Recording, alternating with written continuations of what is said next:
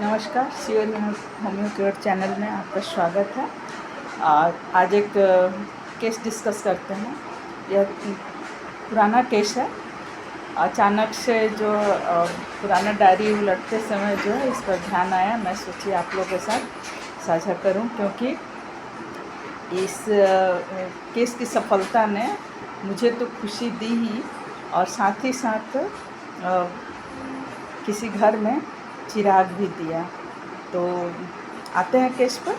यह केस एक 31 वर्षीय महिला का है। एक दिन मेरे क्लिनिक में बहुत खूबसूरत महिला अपने पति के साथ आई। देखने में काफ़ी अमीर लग रही थी। मैं बोली, जी बोलिए, क्या तकलीफ़ है? रोगी, जी मुझे मेरी मम्मी की सहेली झा आंटी भेजी हैं। उनका कहना है कि मुझे अपनी समस्या होम्योपैथ से डिस्कस करना चाहिए। मैं पूछी, जी कहिए तकलीफ़ क्या है? रोगी, मुझे बहुत बड़ी बीमारी है। मैं 3 बच्चों को जन्म दे चुकी, पर मेरे पास एक भी नहीं है। एक पेट में ही दम तोड़ दिया, दूसरे को फॉरसेप्स से निकालने के दौरान मौत हो गई, तीसरा आधा से घंटा से ज़्यादा जीवित रहा। मैं उसे देखी थी, सोच ही रही थी कि अपना दूध पिलाऊंगी, तब तक उसे भी मृत घोषित कर दिया गया। फिर उसके हस्बैंड बताने लगे कि पहला बच्चा का हार्ट नहीं बन रहा था, दूसरे का ब्रेन डेवलप नहीं हुआ था, और लंग्स का भी प्रॉब्लम था, तीसरे का स्किन नहीं डेवलप किया था, तीनों में डिफॉर्मिटी थी, बचने का प्रश्न ही नहीं उठता है। फिर हम लोग डॉक्टर से पूछे, ऐसा क्यों हो रहा है? एक नहीं, दो नहीं, 3 बार। तब डॉक्टर बोली कि आप जेनेटिक टेस्ट करवाइए तो पता चल जाएगा।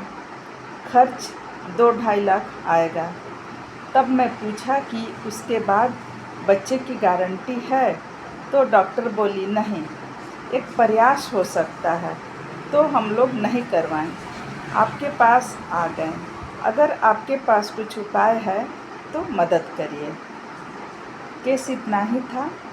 उस समय मैं बहुत अनुभवी नहीं थी, तो लेकिन जो बातें मेरी समझ में आई, ईश्वर की कृपा से बिल्कुल सटीक बैठा और उनके यहाँ बच्चा हुआ। तो पूरे केस में मुझे 2 बात समझ में आई। पहला, यह सिफिलिटिक मियाज्म है, इसलिए इसको सिफिलिनम देना चाहिए। और दूसरा, इस महिला को शारीरिक और मानसिक आघात लगे हैं, इसके लिए मैं अर्निका दी। उसके बाद प्रेगनेंसी हुई, और 9 महीने के बाद उनके घर में सुंदर बेटा का जन्म हुआ, और उसका नाम रखा लो अनमोल। धन्यवाद मास्टर हनी मैम, धन्यवाद होम्योपैथ। आपकी वजह से उनके घर में खुशी आई। Thank you. आप सबको चैनल को सब्सक्राइब करें, और लाइक और कमेंट्स के द्वारा अपना आशीर्वाद अवश्य दें। धन्यवाद।